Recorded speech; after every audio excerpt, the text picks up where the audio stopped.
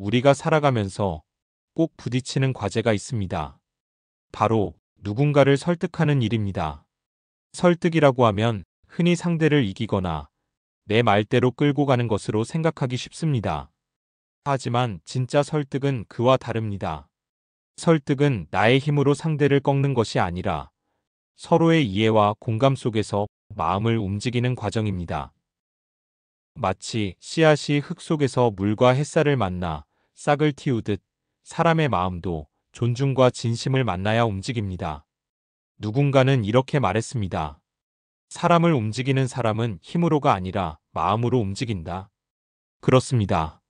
설득의 핵심은 결국 마음입니다. 그렇다면 어떻게 해야 사람의 마음을 움직일 수 있을까요? 그 첫걸음은 바로 신뢰입니다.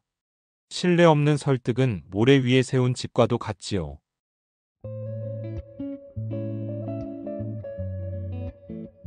설득의 첫 번째 열쇠는 바로 신뢰입니다. 우리는 누구의 말에 가장 귀를 기울일까요? 화려한 말솜씨를 가진 사람일까요?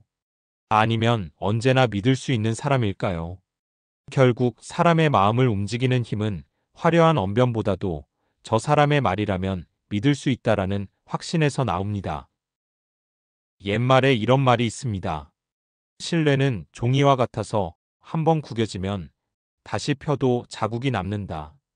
한순간의 거짓, 작은 배신, 무심한 행동 하나가 그토록 소중한 신뢰를 무너뜨릴 수 있습니다. 그리고 잃어버린 신뢰는 다시 쌓는데 아주 오랜 시간과 진심이 필요하지요. 그렇기에 설득을 원한다면 먼저 신뢰를 잃지 않는 사람, 신뢰를 주는 사람이 되어야 합니다. 심리학자 로버트 치알디니는 그의 저서 설득의 심리학에서 이렇게 말했습니다. 사람들은 호감과 신뢰를 느끼는 사람의 말에 더 쉽게 설득된다. 신뢰는 단순히 거짓말을 하지 않는 것만을 의미하지 않습니다.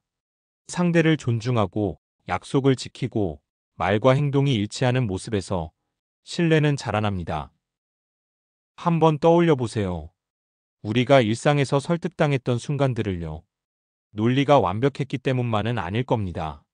오히려 저 사람은 나를 속이지 않을 거야라는 믿음, 저 사람은 내 편이야라는 신뢰가 우리 마음을 움직이게 만들었습니다.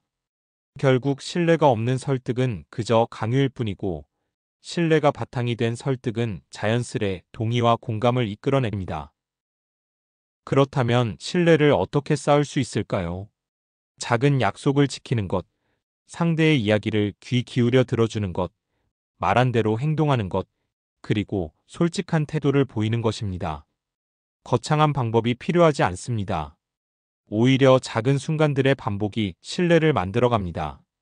신뢰는 한 번에 얻는 것이 아니라 하루하루 쌓이는 것입니다. 그리고 중요한 것은 신뢰는 단방향이 아니라는 점입니다. 내가 상대를 믿어야 상대도 나를 믿습니다. 당신을 믿습니다라는 태도는 그 자체로 상대의 마음을 열고 내 말에 힘을 실어줍니다. 이제 질문을 던져봅시다. 신뢰를 쌓는 가장 강력한 방법은 무엇일까요? 바로 상대의 관점을 이해하는 것, 다시 말해 공감입니다. 나를 이해해주지 않는 사람을 우리는 쉽게 믿을 수 없습니다. 하지만 내 마음을 헤아려주고 내 입장에서 생각해주는 사람은 저절로 신뢰가 쌓이지요.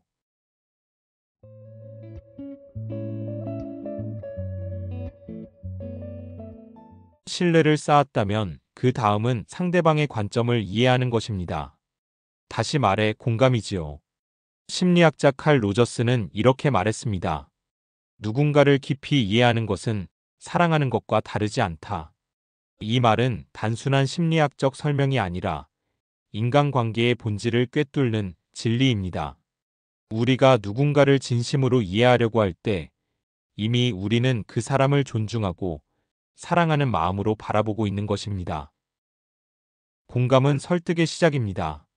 왜냐하면 사람은 논리보다도 내가 이해받고 있다는 감정에 더 크게 반응하기 때문입니다. 내 입장을 알아주지 않는 사람의 말은 아무리 옳아도 마음에 와닿지 않습니다. 하지만 나를 이해해주는 사람의 말이라면 조금은 다르더라도 기꺼이 들어주고 싶어집니다. 이것이 바로 공감의 힘입니다. 한 번쯤 이런 경험 있으실 겁니다. 속상한 일을 털어놓았는데 상대가 해결책만 줄 때보다 그냥 많이 힘들었겠다라고 말해줄 때 훨씬 위로가 된 순간 말이지요. 설득에서도 똑같습니다. 공감은 단순한 기술이 아니라 상대방의 마음을 여는 열쇠입니다. 상대가 느끼는 기쁨, 두려움, 불안, 기대를 있는 그대로 인정해 줄 때 그 사람은 마음의 문을 열고 우리에게 귀를 기울이게 됩니다. 하지만 공감은 말로만 내가 널 이해해라고 하는 것으로 이루어지지 않습니다. 진심이 담겨야 하고 행동으로 보여야 합니다. 상대가 서 있는 자리, 상대가 바라보는 풍경 속으로 잠시 들어가 보는 것. 그것이 진짜 공감입니다. 마치 상대의 눈으로 세상을 바라보듯이요. 그리고 공감은 듣는 순간에 가장 잘 드러납니다. 우리는 상대를 이해하려면 먼저 그 사람의 이야기를 들어야 합니다. 제대로 듣지 않으면 이해할 수 없고 이해하지 못하면 공감할 수도 없습니다. 그래서 설득의 다음 단계는 자연스럽게 경청의 기술로 이어집니다.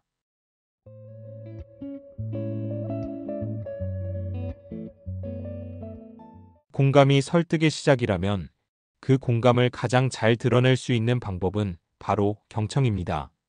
하지만 우리는 과연 제대로 듣고 있을까요? 스티븐 코비는 이렇게 말했습니다. 대부분의 사람들은 이해하려고 듣지 않고 대답하려고 듣는다. 이 말처럼 우리는 종종 상대의 말을 끝까지 듣기보다 내가 어떻게 답할까, 어떻게 반박할까를 먼저 생각합니다. 그런 태도는 상대에게 금세 드러납니다. 아, 이 사람은 나를 진짜로 들어주지 않는구나. 그 순간 설득의 문은 닫혀버립니다. 진정한 경청은 단순히 귀로 듣는 것이 아니라 마음으로 듣는 것입니다. 상대의 말 속에 담긴 감정, 표정, 목소리의 떨림, 말하지 않은 속마음까지 느끼려는 태도, 그것이 적극적 경청입니다. 우리가 상대방의 이야기를 진심으로 들어줄 때 그 사람은 비로소 안전함을 느끼고 마음을 열게 됩니다. 한번 이런 상황을 떠올려 보세요. 누군가 내 이야기를 조용히 끝까지 들어주고 고개를 끄덕이며 가끔 짧은 말로 그랬구나. 내 마음이 이해되라고 반응해 줄 때 우리는 이미 그 사람에게 신뢰를 느끼고 더 많은 것을 말하고 싶어집니다. 설득의 힘은 바로 그 순간 생겨납니다. 상대가 스스로 내 마음을 열고 다가오기 시작할 때 말이지요. 경청은 기술이자 태도입니다. 상대의 말을 끊지 않고 판단을 서두르지 않고 내 의견을 잠시 내려놓고 오롯이 상대의 입장이 되어 들어주는 것. 이것이 설득의 토양을 비옥하게 만드는 방법입니다. 하지만 여기서 한 걸음 더 나아가야 합니다. 단순히 듣는 것에서 멈추는 것이 아니라 무엇을 들어야 할지 아는 것이 중요합니다. 경청을 통해 우리가 알아내야 하는 것은 바로 상대의 진짜 욕구와 필요입니다. 말 속에 숨어 있는 내가 진짜 원하는 것, 내가 두려워하는 것을 발견해야 설득이 완성됩니다.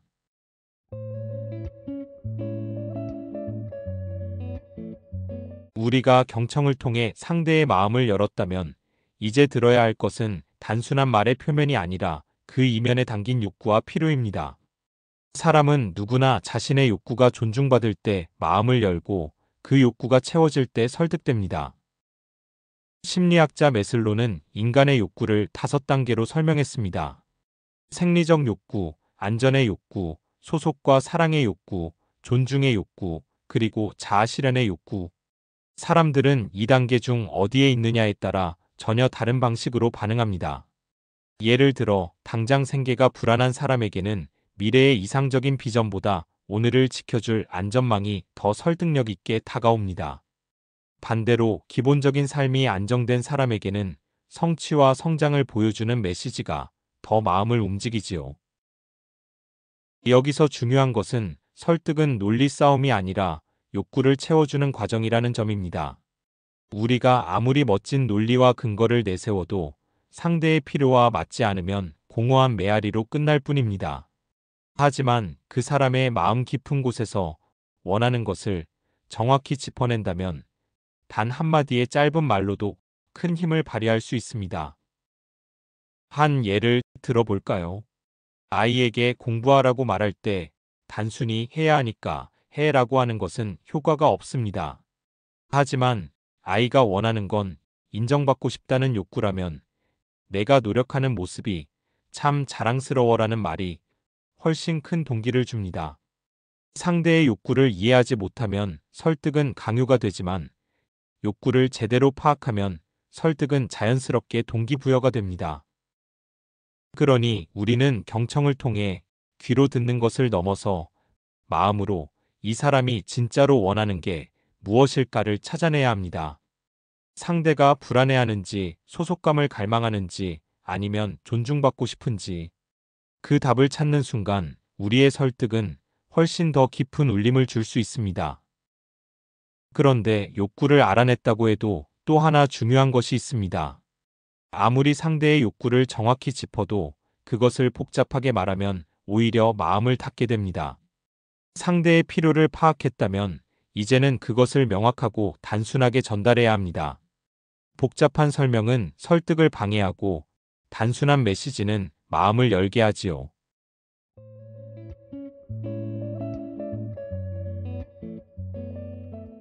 우리가 상대의 욕구와 필요를 제대로 파악했다면 이제 그것을 어떻게 전하느냐가 중요합니다. 설득에서 메시지는 짧고 명확해야 합니다. 아무리 좋은 의도와 깊은 내용이 담겨 있어도 복잡하고 장황하면 마음에 닿지 않습니다. 오히려 말이 길어질수록 설득력은 떨어집니다. 아리스토텔레스는 이렇게 말했습니다. 말이 길면 설득은 어려워진다. 이 말은 단순한 수사학적 조언이 아니라 사람의 본능을 꿰뚫는 지혜입니다. 우리의 뇌는 복잡한 설명을 좋아하지 않습니다. 기억하기 쉽고 이해하기 쉬운 말에 반응합니다. 그래서 설득의 메시지는 단순해야 합니다. 짧고 명확할수록 오래 남습니다. 생각해 보세요. 우리가 지금까지 마음속에 오래 간직해온 말들은 대부분 단순합니다. 내 자신을 알라. 행동이 운명을 만든다.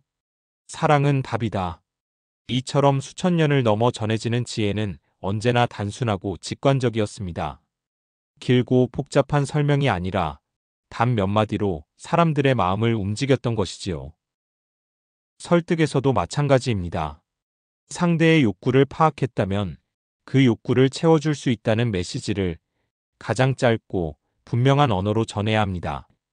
예를 들어 누군가 안전을 원한다면 내가 당신을 지켜주겠다는 한 문장이 그 어떤 장황한 설명보다도 강력할 수 있습니다.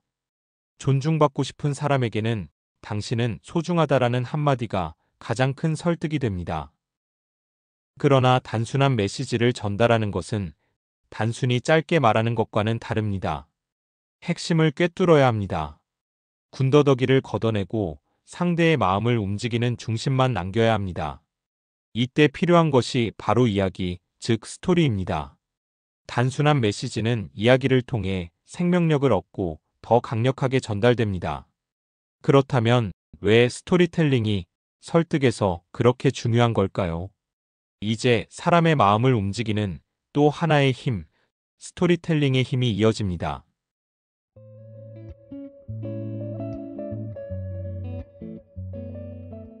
우리는 왜 어떤 말은 오래 기억하고 어떤 말은 금세 잊어버릴까요? 그 차이를 만드는 것이 바로 이야기 스토리입니다. 심리학 연구에 따르면 이야기는 단순한 통계보다 무려 22배 더 설득력이 있다고 합니다. 숫자는 머리로 이해하게 하지만 이야기는 가슴으로 느끼게 하기 때문입니다. 사람의 마음은 숫자보다 이야기 앞에서 더 쉽게 열립니다. 생각해 보세요. 성경의 비유, 불경 속의 우화, 동양 고전의 짧은 고사성어들 모두 이야기를 통해 진리를 전했습니다. 단순히 교리를 나열하거나 이론을 설명했다면 수천 년 동안 전해지지 못했을 겁니다. 하지만 이야기가 되었기 때문에 시대와 문화를 넘어 지금까지 살아남을 수 있었던 것이지요. 예를 들어 어떤 사람이 나눔은 중요하다라고 말하면 그냥 교훈처럼 들립니다.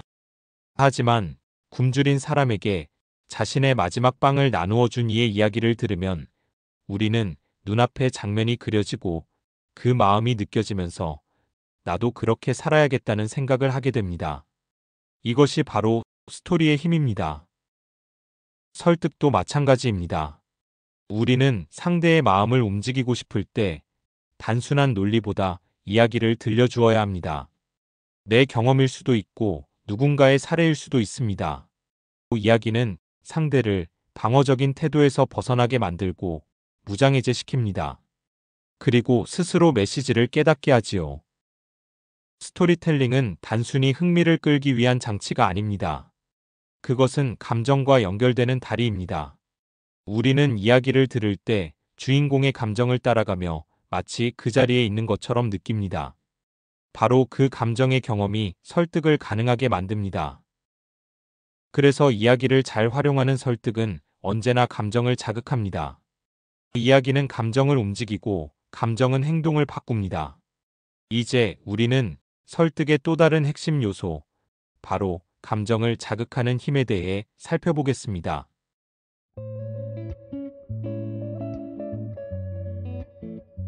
이야기의 힘이 설득을 가능하게 만드는 이유는 결국 감정을 움직이기 때문입니다.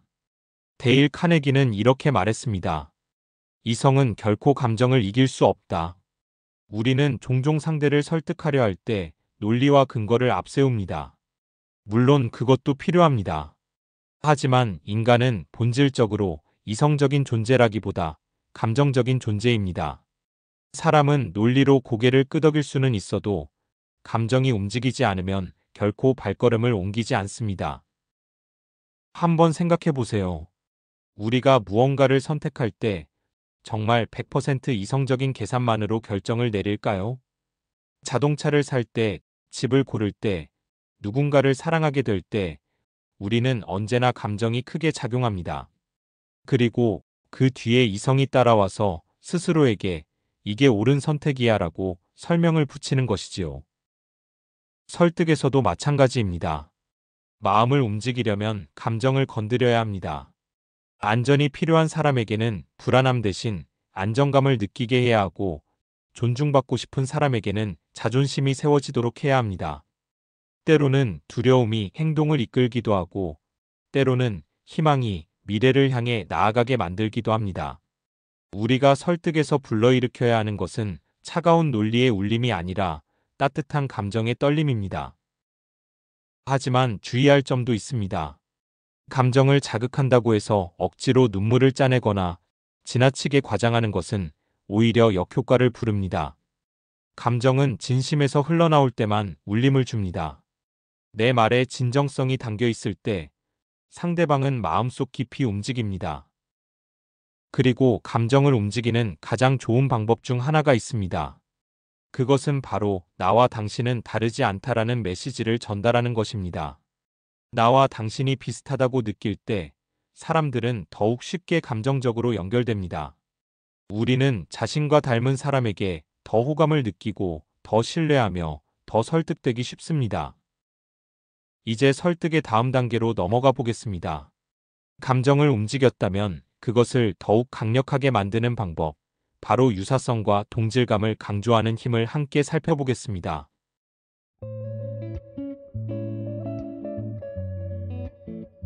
우리가 누군가에게 더 쉽게 마음을 여는 순간이 언제인지 떠올려 보세요. 낯선 사람보다는 나와 비슷한 경험을 한 사람, 나와 같은 취향을 가진 사람, 나와 같은 길을 걸어온 사람에게 마음이 끌리지 않나요? 이것이 바로 유사성과 동질감의 힘입니다. 설득의 대가 로버트 치알디니는 그의 연구에서 이렇게 밝혔습니다. 사람들은 자신과 닮았다고 느끼는 사람의 말에 더 호감을 갖고 더 쉽게 설득된다고요. 심리적으로 저 사람은 내 편이야 라는 인식이 생기는 순간 방어심은 낮아지고 신뢰는 높아집니다. 이 원리는 아주 일상적인 곳에서도 드러납니다. 같은 지역 출신, 같은 학교를 나왔다는 사실만으로 우리는 상대에게 더 빨리 마음을 열곤 하지요. 심지어 같은 취미, 같은 말투, 같은 작은 습관까지도 우리를 가깝게 느끼게 합니다. 그 안에서 우리는 다르지 않다는 안정감을 얻습니다.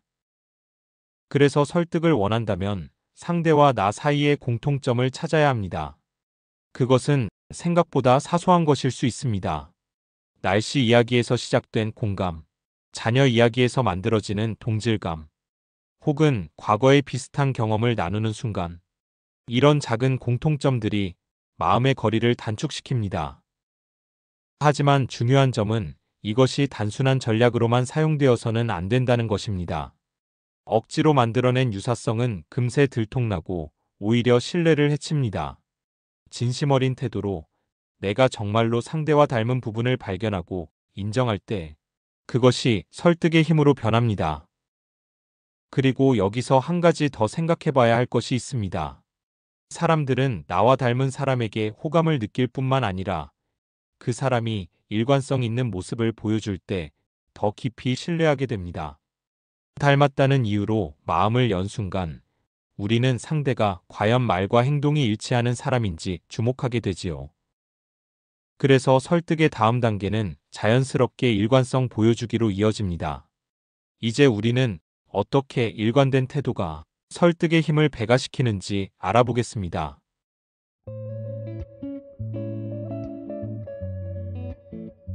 사람들이 설득될 때 가장 크게 작용하는 심리 중 하나는 바로 일관성입니다. 심리학자 로버트 치알디니는 이를 일관성의 법칙이라고 불렀습니다. 그는 이렇게 설명했습니다. 사람은 한 번 내린 선택을 스스로 정당화하려는 경향이 있다. 즉, 한 번 어떤 길을 택하면 그 선택이 옳았다는 것을 증명하려 애쓰는 것이 인간의 본성이라는 것이지요. 이 법칙은 일상에서도 쉽게 볼 수 있습니다. 작은 약속이라도 네, 알겠습니다라고 대답한 사람은 나중에 힘들더라도 약속을 지키려는 쪽으로 행동합니다. 그것이 자신의 말과 행동의 일관성을 유지하는 길이기 때문입니다. 나는 신뢰할 만한 사람이야라는 이미지를 스스로 지켜내려는 무의식적인 힘이 작동하는 것입니다. 하지만 이 법칙은 설득자에게도 그대로 적용됩니다. 설득자는 말과 행동이 일관되지 않으면 금세 신뢰를 잃습니다. 아무리 멋진 말을 해도 행동이 다르면 사람들은 마음속으로 이렇게 생각합니다. 말뿐이구나. 설득에서 신뢰가 무너지면 그 순간부터는 어떤 논리도 어떤 감정 호소도 힘을 발휘하지 못합니다. 그래서 설득자는 언제나 자신의 메시지와 태도를 일치시켜야 합니다. 내가 강조하는 가치가 있다면 내 삶 속에서도 그 가치가 드러나야 합니다. 정직이 중요하다라고 말하는 사람이 정작 작은 거짓말을 밥 먹듯이 한다면 그의 말은 공허한 메아리에 불과합니다. 반대로 말은 짧더라도 삶이 일관되게 진실하다면 설득은 저절로 힘을 갖게 됩니다. 한번 떠올려 보세요. 우리가 존경하는 인물들은 대부분 화려한 언변 때문이 아니라 말과 삶이 일치했기 때문에 사람들의 마음을 움직였습니다. 일관성은 단순한 태도가 아니라 설득을 지속 가능하게 하는 근본적인 힘입니다. 그리고 이 일관성은 또 다른 중요한 설득의 원리와 이어집니다. 사람들이 자신의 선택을 정당화하려는 것처럼 그 선택이 많은 사람들의 선택과 일치한다고 느낄 때 더 강하게 확신합니다. 다시 말해, 나만 이렇게 생각하는 게 아니구나. 다른 사람들도 그렇구나라는 사회적 증거가 더해질 때 설득은 훨씬 강력해집니다. 그래서 설득의 다음 단계는 사회적 증거를 활용하는 것입니다. 이제 우리는 다수가 선택한 힘이 어떻게 개인의 마음을 움직이는지 살펴보겠습니다.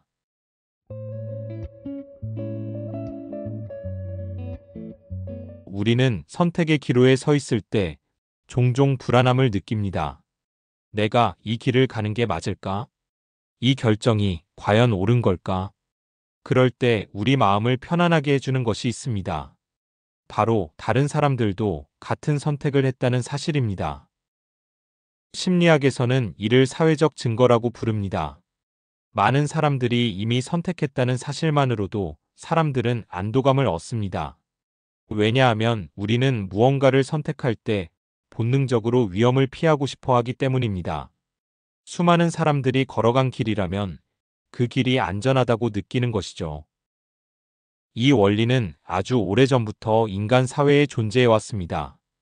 고대 중국의 병법서인 손자병법에도 이런 지혜가 등장합니다. 혼란스러운 전장에서 장수가 병사들의 사기를 북돋우려 할 때 다수의 병사들이 이미 그 길을 따르고 있다는 인식을 심어주면 군 전체가 더욱 강한 힘을 발휘하게 된다고 합니다. 즉, 다수가 선택한 길은 개인에게 용기를 주고 불안을 덜어주는 힘이 있다는 것이지요. 우리의 일상에서도 이 사회적 증거는 강하게 작용합니다. 맛집을 찾을 때도 광고보다 길게 줄 선 사람들을 보고 저 집은 분명 맛있겠다라고 생각하지 않나요? 어떤 제품을 고를 때도 수백만 명이 이미 사용했습니다라는 문구 하나만으로도 마음이 기울어집니다. 그 순간 우리는 스스로에게 이렇게 말합니다. 내 선택은 틀리지 않았어. 다른 사람들도 똑같이 선택했으니까. 설득에서도 마찬가지입니다. 내가 하고 싶은 말이 단지 내 생각으로만 머물면 힘이 약합니다. 하지만 그것이 이미 많은 사람들에게 받아들여졌고 수많은 사람들이 선택한 길이라는 사실을 보여줄 수 있다면 상대는 훨씬 쉽게 마음을 열게 됩니다. 사회적 증거는 설득에 신뢰와 안정감을 더해주는 강력한 도구입니다. 그런데 여기서 흥미로운 점이 하나 있습니다. 사람들은 많은 사람들이 선택했다는 사실에 안심하기도 하지만 반대로 아직 아무나 얻을 수 없는 특별한 기회에도 강하게 끌립니다. 모두가 가진 것을 택하며 안정을 찾는 동시에 누구나 가질 수 없는 것을 원하면서 욕망을 키우는 것이 인간의 심리이지요. 이제 우리는 설득의 또 다른 원리, 희소성의 힘을 살펴볼 차례입니다. 왜 사람들은 부족한 것, 한정된 것, 얻기 힘든 것에 더 큰 가치를 두는지 함께 알아보겠습니다.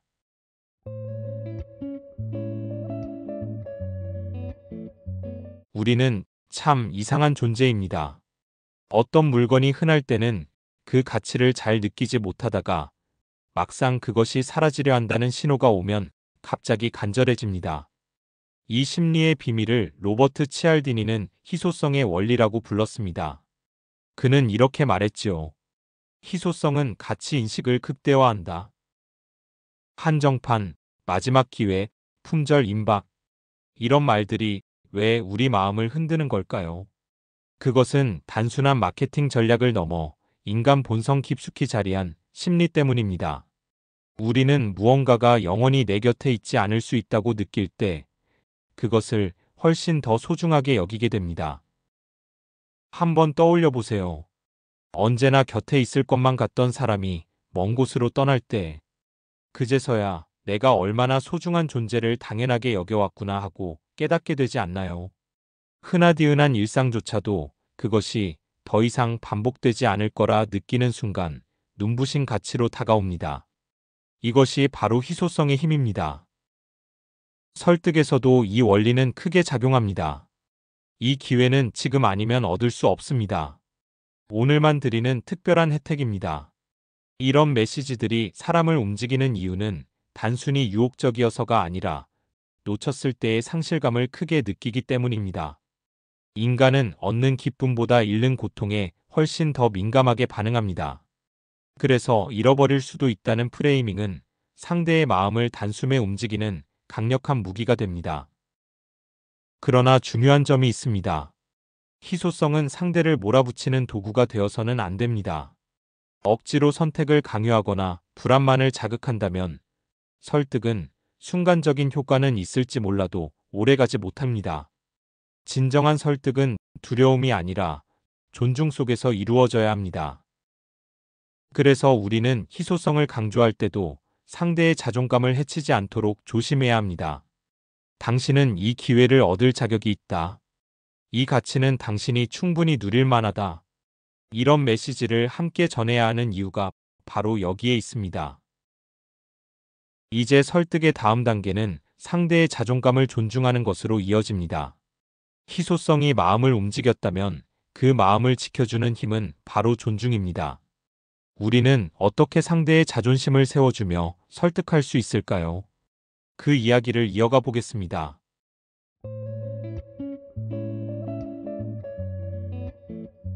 설득에서 가장 중요한 토대 중 하나는 바로 상대의 자존감을 존중하는 것입니다.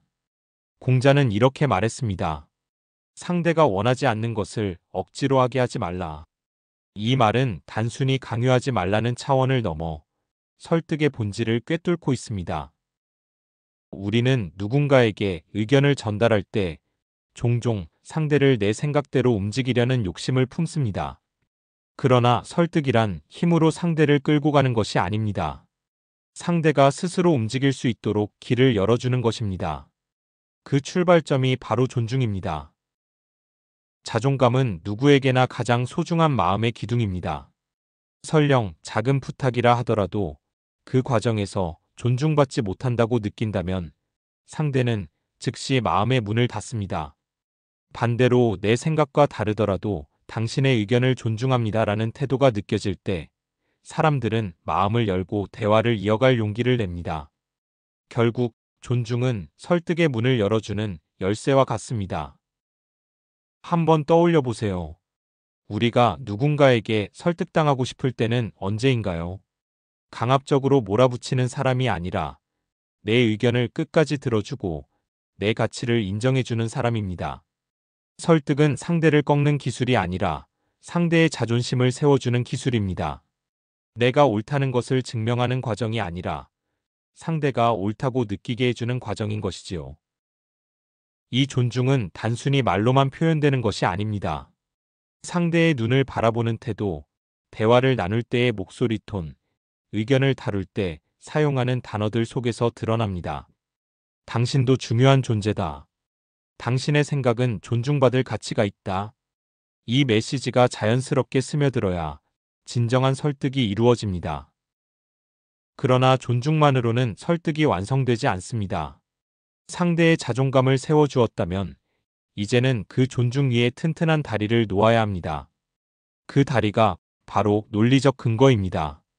존중은 마음을 열어주고 논리는 열린 마음 속에 확신을 심어줍니다. 그래서 다음 단계는 논리적 근거 제시하기입니다.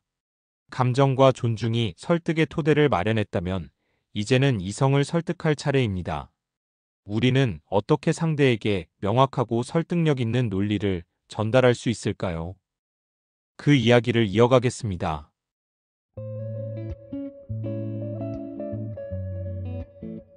설득에서 감정은 마음의 문을 열어주는 열쇠이지만 그 문을 지나 안으로 들어가려면 논리라는 다리가 필요합니다. 아무리 상대의 마음을 움직였더라도 그 안에 이게 맞는 선택이야라는 이성적 확신이 자리 잡지 못한다면 설득은 오래가지 못합니다. 고대 철학자 아리스토텔레스는 설득의 3요소를 이렇게 정의했습니다. 첫째, 로고스, 둘째, 에토스, 셋째, 파토스. 그는 이 세 가지가 균형을 이룰 때 비로소 완전한 설득이 가능하다고 말했습니다. 우리가 앞서 다뤄온 신뢰와 감정은 이미 중요한 기반을 닦았습니다. 이제 필요한 것은 바로 논리적 근거입니다. 논리는 설득을 안정적으로 지탱하는 기둥과도 같습니다. 예를 들어 어떤 제안이 상대의 욕구를 채워주고 감정을 자극했다고 해도 그것이 현실적으로 가능하다는 증거와 합리적인 이유가 없다면 상대는 다시 의심하게 됩니다. 논리적 근거는 어렵게 포장할 필요가 없습니다. 숫자, 사실, 사례, 그리고 간단한 비유만으로도 충분합니다. 중요한 것은 복잡하게 나열하는 것이 아니라 상대의 이해 수준에 맞게 명확하게 설득의 흐름과 연결되게 제시하는 것입니다. 설득은 지식을 뽐내는 자리가 아니라 상대가 쉽게 납득할 수 있도록 돕는 과정이기 때문입니다. 생각해 보세요. 우리는 설득당하고 싶을 때 화려한 말보다는 그럴 만한 이유가 있다는 단순한 확신을 원합니다. 논리적 근거는 그 확신을 만들어줍니다. 그리고 그 근거가 신뢰와 존중, 감정의 울림과 어우러질 때 설득은 비로소 강력한 힘을 갖게 됩니다. 하지만 여기서 중요한 또 하나의 요소가 있습니다. 아무리 훌륭한 논리를 갖추고 있더라도 때를 놓치면 설득은 힘을 잃는다는 사실입니다. 설득에는 반드시 적절한 순간이 있습니다. 준비되지 않은 때에 아무리 좋은 논리를 내놓아도 상대는 듣지 않습니다. 반대로 마음이 열려있는 순간에 간단한 근거만 제시해도 설득은 훨씬 쉽게 이루어집니다. 그래서 설득의 다음 단계는 자연스럽게 타이밍의 중요성으로 이어집니다. 이제 우리는 언제 어떤 순간에 말을 전해야 가장 큰 울림을 줄 수 있는지 살펴보겠습니다.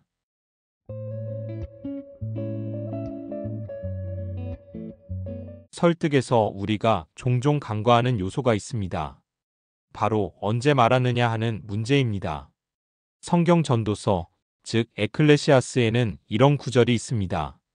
하늘 아래 모든 일에는 때가 있다. 이 짧은 문장은 설득에도 그대로 적용됩니다. 아무리 좋은 말도 아무리 논리적인 근거도 그 때를 놓치면 힘을 잃습니다. 한번 떠올려 보세요. 상대가 감정적으로 격앙되어 있을 때 아무리 논리적으로 설득하려 해도 들리지 않습니다. 마음이 굳게 닫혀 있는데 억지로 두드리면 오히려 더 단단히 잠겨버리지요. 반대로 상대가 내 말을 들을 준비가 되어 있는 순간에는 짧은 한마디로도 큰 울림을 줄 수 있습니다. 이것이 타이밍의 힘입니다. 우리가 일상에서 경험하는 작은 장면들도 그렇습니다. 사과를 전할 때, 고백을 할 때, 부탁을 전할 때 타이밍이 맞지 않으면 말은 공허하게 흩어집니다. 하지만 그 순간이 무르익었을 때 똑같은 말이 전혀 다른 무게로 다가옵니다. 설득도 다르지 않습니다. 때로는 침묵하며 기다리는 것이 설득의 일부이기도 합니다. 타이밍을 읽는 방법은 어렵지 않습니다. 그것은 상대의 표정, 태도, 호흡 속에 숨어 있습니다. 상대의 눈빛이 말하고 있는지, 몸이 긴장되어 있는지, 아니면 조금은 풀려 있는지. 설득자는 이 작은 신호들을 읽을 줄 알아야 합니다. 기다림은 때로 조급함보다 훨씬 더 강한 설득력을 가져다 줍니다. 그리고 중요한 것은 올바른 타이밍을 만났을 때 그 기회를 진심으로 활용하는 것입니다. 여기서 필요한 것이 바로 겸손과 진정성입니다. 적절한 순간을 붙잡았다 하더라도 교만하거나 가식적인 태도로 다가간다면 설득은 무너집니다. 타이밍은 문을 열어주지만 그 문으로 들어가는 힘은 겸손과 진정성에서 비롯되기 때문입니다. 이제 우리는 설득의 마지막 중요한 요소 중 하나인 겸손과 진정성을 살펴보겠습니다. 왜 솔직함과 겸허한 마음이 사람의 마음을 움직이는 가장 강력한 무기가 되는지 이야기해 보겠습니다.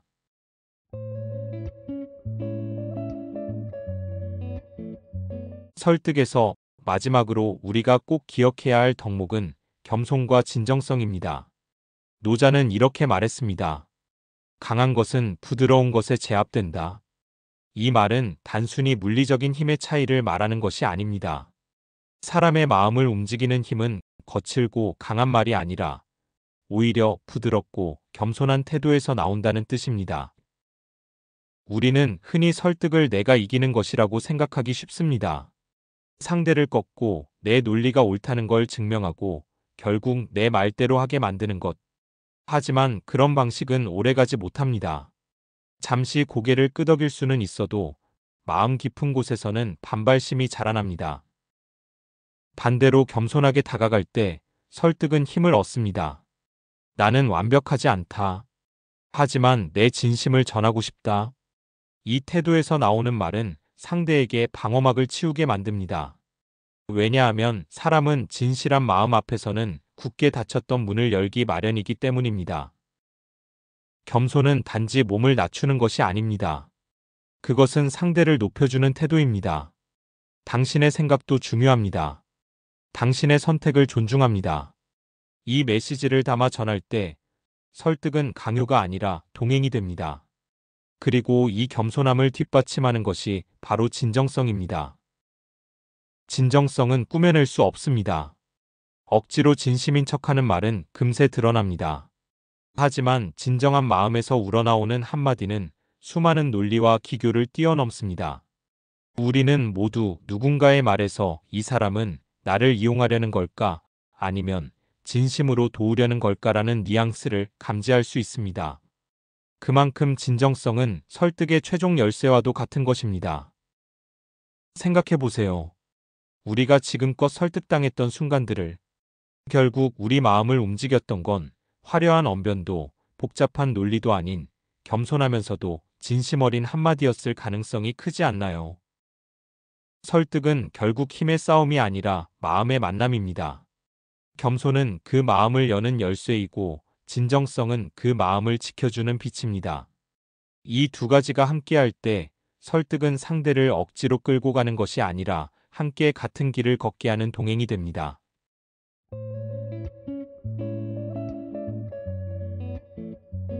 이제 우리는 설득의 여러 가지 원리와 방법들을 함께 살펴보았습니다.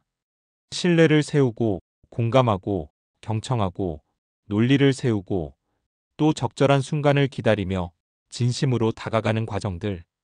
하나하나가 마치 따로 떨어진 조각처럼 보일 수 있지만 결국 이 모든 것들은 한 가지로 이어집니다. 그것은 바로 설득은 기술이 아니라 관계의 예술이라는 사실입니다. 설득은 상대를 내 뜻대로 움직이게 하는 단기적인 승부가 아닙니다. 설득의 진짜 목적은 상대와 나 사이에 신뢰를 쌓고 협력을 만들어내며 함께 더 나은 길로 나아가게 하는 데 있습니다. 순간의 이김이 아니라 오래도록 이어지는 관계가 진정한 설득의 결과인 것이지요. 우리가 살아가면서 수많은 사람을 만나고 그 속에서 수없이 설득하고 설득당합니다. 그때마다 꼭 기억해야 할 것은 이것입니다. 사람을 설득하는 최고의 방법은 그 사람을 존중하는 것이다. 존중 속에서 이루어진 설득은 강요가 아니라 초대이며 상대를 꺾는 것이 아니라 일으켜 세우는 힘이 됩니다. 그러니 설득을 두려워하지 마십시오. 설득은 싸움이 아니라 대화이고 이김이 아니라 연결이며 강요가 아니라 존중이니까요.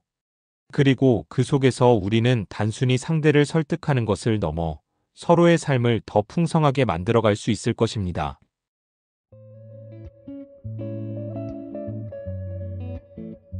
시청해주셔서 정말 감사합니다.